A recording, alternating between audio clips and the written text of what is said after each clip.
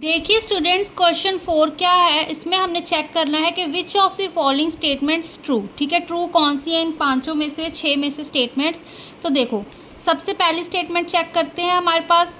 अब यहाँ पर भी हम लॉ यूज़ करेंगे। ठीक है, तो क्या है हमारे पास, x raise to power m divide x raise to power n is equal to x raise to power m minus n होता है। क्यों, यहाँ पे 0.6 रेज टू पावर 8 है, यहाँ पे 0.6 पावर 7 है, m बड़ा है n से। ठीक है, तो फॉर्मूला हम कौन सा यूज़ करेंगे, x raise to power m divide x raise to power n is equal to x raise to power m minus m।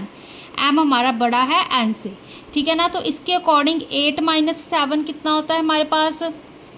ठीक है, 8 माइनस 7 हमारे पास 1 होता है। ठीक है, तो आंसर बेसिकली हमारा m माइनस एन का 8 माइनस 7 इज इक्वल टू 1 आना चाहिए, बट यहाँ पर 2 लिखा हुआ है। दैट मीन्स ये स्टेटमेंट हमारे पास क्या हो गई, फॉल्स हो गई। ठीक है ना, तो अब सेकंड देखो, सेकंड भी सिमिलर है हमारे पास। ठीक है, 12/13 की power 6 divide 12/13 raise to power 3 is equal to 12/13 raise to power 3। अब यहाँ पे m की वैल्यू 6 है, n की वैल्यू 3 है। 6 माइनस 3 कितना होता है हमारे पास, 3। ठीक है, तो यहाँ पे 3 आ रहा है हमारे पास, तो ये स्टेटमेंट हमारे पास ट्रू हो गई।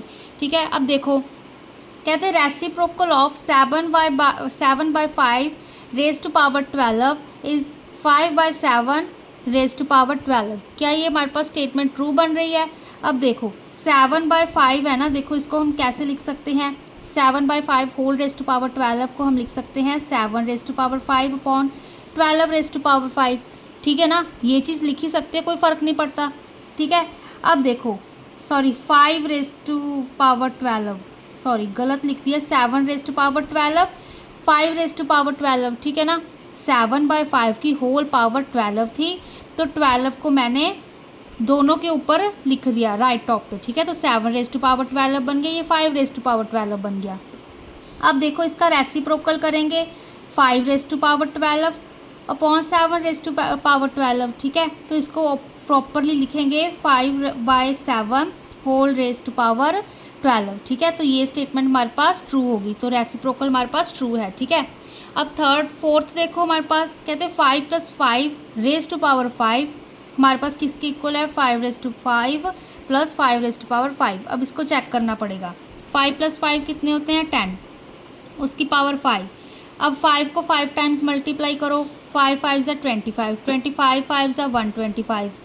ठीक है, फिर 125 इंटू 5 625, 625 इंटू 5 हमारे पास 3125। ठीक है, ये चीज़ हमने करी थी। अब यहाँ पर भी 5 की पावर 5 है, मतलब 5 टाइम्स मल्टीप्लाई करें तो 3125। ठीक है, आपको 5 मल्टीप्लाई करना आना चाहिए। अब मैंने यहाँ पर डायरेक्टली लिख दिया क्योंकि आगे भी मैंने सॉल्व किया था।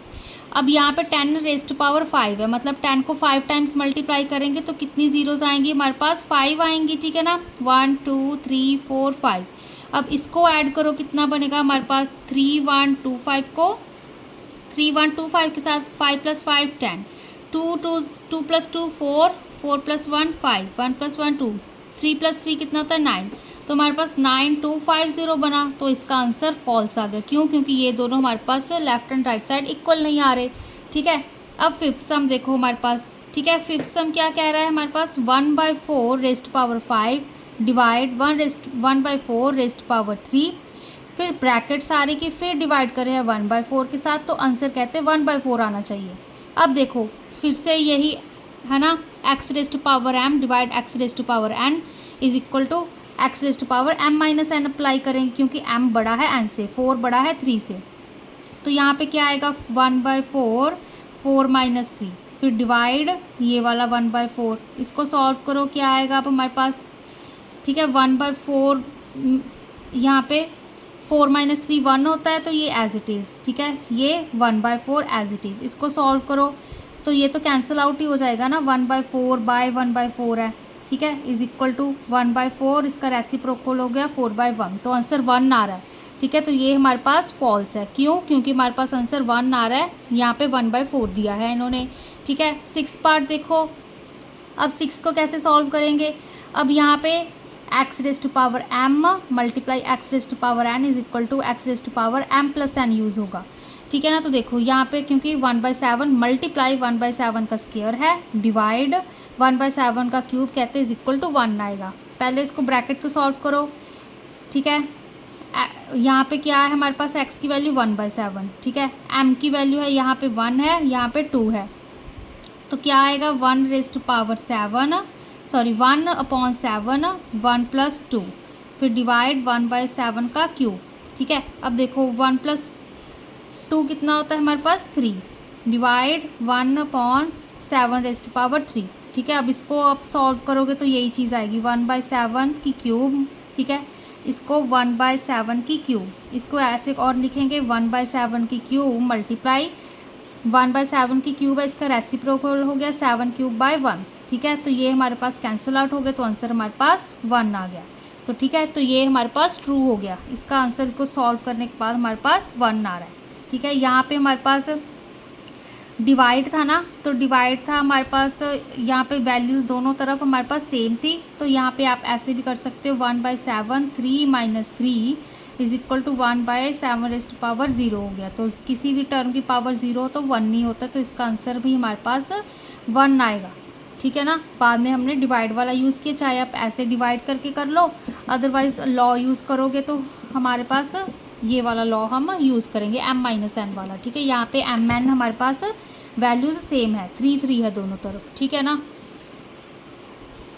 क्वेश्चन 5 देखिए स्टूडेंट्स, क्या कह रहा है, फाइंड द वैल्यू ऑफ 5/7, उसकी होल पावर है 3 × 2 - 6, ठीक है। अब पावर में हमें कैलकुलेशन करनी पड़ेगी, ठीक है। पावर में भी हम कैलकुलेट कर सकते हैं क्योंकि मल्टीप्लाई प्लस माइनस ये कुछ दिया हुआ है हमें, ठीक है। तो बॉड मास लगाएंगे यहाँ पे, पहले बॉड मास के अकॉर्डिंग मल्टीप्लाई करेंगे, फिर सब्ट्रैक्ट। तो क्या आएगा 5/7, ठीक है। 3 × 2 कितना होता है 6, फिर -6, 6 - 6 कितना हो गया हमारे पास 0। किसी भी टर्म की, किसी रैशनल नंबर की पावर हमारे पास 0 तो आंसर हमारे पास 1 आता है, ठीक है। ये हमने लॉ किया था, ठीक है। तो इस चीज़ को आप याद कर लीजिएगा कि हमारे पास किसी भी रैशनल नंबर की हमारे पास पावर 0 हो, ठीक है, तो आंसर हमारे पास 1 आता है। अब सेकंड पार्ट देखो, 3⁻0 है, इसको सॉल्व करेंगे। पहले 3⁻0 है तो 1 आएगा। इंटीजर की भी अगर पावर 0 हो तो आंसर 1 आता है। यहाँ फिर प्लस का साइन 4⁻0 है तो 1 हो गया हमारे पास, ठीक है। मल्टीप्लाई यहाँ पे 5⁻0 है तो यहाँ भी 1 हो गया। अब इसको सॉल्व करो, 1 + 1 कितना होता है 2, 2 × 1 इज इक्वल टू 2, ठीक है। तो ये इसका आंसर आ गया। थर्ड पार्ट देखो, अब यहाँ पे कंफ्यूज नहीं होना है। 1⁻0 कितना होता है हमारे पास, पहले देखो इस टर्म को सॉल्व करेंगे, फिर प्लस का साइन है, फिर इसको सॉल्व करेंगे, फिर प्लस का साइन है, ठीक है। यहाँ पे भी बॉड मास लगाना है, सबकी टर्म हमारे पास 0 है, पावर्स 0 है, तो आंसर हमारे पास 1 1 1 ही आएगा, ठीक है। 1⁻0 1, ठीक है। मल्टीप्लाई 2 की पावर 0 तो भी 1, फिर प्लस का साइन 3⁻0 1, मल्टीप्लाई 4⁻0 1, फिर प्लस 5⁻0 1, मल्टीप्लाई 6⁻0 1। अब 1 × 1 1 होता है, फिर प्लस का साइन 1 × 1 1, फिर प्लस का साइन 1 × 1 1, तो 1 + 1 2, 2 + 1 हमारे पास 3, तो इसका आंसर 3 आ गया, ठीक है ना। कितने ईजी हैं। अब यहाँ पर भी बॉड मास हम सॉल्व करते हैं, -5/9 ये चीज़ लिखी बॉड मास के अकॉर्डिंग। पहले इसको सॉल्व करो, हमारे पास देखो इसको हम ऐसे सॉल्व करते हैं ना, देखो यहाँ पे साइड पे लिख लो, क्या है 9 - 3 × 2 - 3, ठीक है ना। अब यहाँ पे 9 - 3 × 2 कितना होता है 6, -3 ये चीज़ आ गई। अब 9 6 - 3 -6 - 3 -9 होता है, तो 9 - 9 आ गया। यहाँ पे क्या आ गया -5/9, 9 - 9 0, तो इसका आंसर हमारे पास 1 आ गया, ठीक है ना। इतने इजी थे। अब देखो स्टूडेंट्स, हम x की वैल्यू फाइंड करना सीखेंगे, ठीक है, एक्सपोनेंशियल्स में। अब इसका एक पार्ट मैं अभी करवा दूंगी, बाकी पार्ट हम दूसरी वीडियो में करेंगे, ठीक है। तो इसका सोल्यूशन देखो हमारे पास क्या है, फाइंड द वैल्यू ऑफ, ठीक है, x, सो दैट हमारे पास क्या दिया है 2/5 उसकी पावर 3, फिर होल की पावर 2 इज इक्वल टू 2/5 उसकी पावर 2x, ठीक है। x की वैल्यू फाइंड करनी है, तो हमने सबसे पहले लिखा 2/5 3, ठीक है, उसकी होल पावर हमारे पास 2 दी हुई है, इज इक्वल टू किसके इक्वल है ये 2/5 2x के, ठीक है। अब यहाँ पे हम फॉर्मूला अप्लाई कर सकते हैं, ठीक है, x⁻m⁻n is equal to x⁻ power m multiply n, ये वाला फॉर्मूला अप्लाई करेंगे यहाँ पे, ठीक है। इस तरह का एक्सपोनेंशियल बन रहा है तो क्या लिखेंगे 2/3, यहाँ पे 3 मल्टीप्लाई 2, ठीक है, इज इक्वल टू यहाँ पे 2/5 2x एज इट इज़। अब 3 2 सा कितना होता है हमारे पास 2/5 है यहाँ पे, ठीक है, तो 3 2 सा 6, यहाँ पे 2/5 2x, ठीक है। अब देखो यहाँ पर क्या चीज़ होगी, बहुत ही ईजी है, इक्वल टू यहाँ पे इज इक्वल टू का साइन है, ठीक है। अब दोनों साइड देखो, यहाँ पे हमारे पास बेस सेम है, बेस क्या होता है जो लाइन पे लिखते हैं, ठीक है, ये 2/5 है इधर भी एंड राइट हैंड साइड भी 2/5 है। बेस सेम हो तो एक्सपोनेंट्स भी इक्वल हो जाते हैं हमारे, ठीक है। अगर बेस सेम है तो हम एक्सपोनेंट्स को इक्वल लिख सकते हैं, मतलब 6 इज इक्वल टू 2x लिख सकते हैं। तो यहाँ पे 2x इज इक्वल टू 6 लिख लो, ठीक है, कन्वीनियंस के लिए। तो x इज इक्वल टू, अब 2x के साथ मल्टीप्लाई हो रहा था तो राइट हैंड साइड जाके वो डिवाइड में चला जाएगा, तो x की वैल्यू कितनी आ गई हमारे पास 3, 2 1 ज़ा 2 2 3 ज़ा 6, ठीक है ना। तो ये हमारे पास मतलब x की वैल्यू 3 आ गई। अब यहाँ पर ही सॉल्व करके देख लो, पुट करके देख लो, 2 3 ज़ा 6 होता है ना हमारे पास, ठीक है, यहाँ पर भी 3 2 ज़ा 6, तो तभी तो ये इक्वल आ रहे हैं, ठीक है। तो x की वैल्यू यहाँ पे हमारे पास 3 आ गई।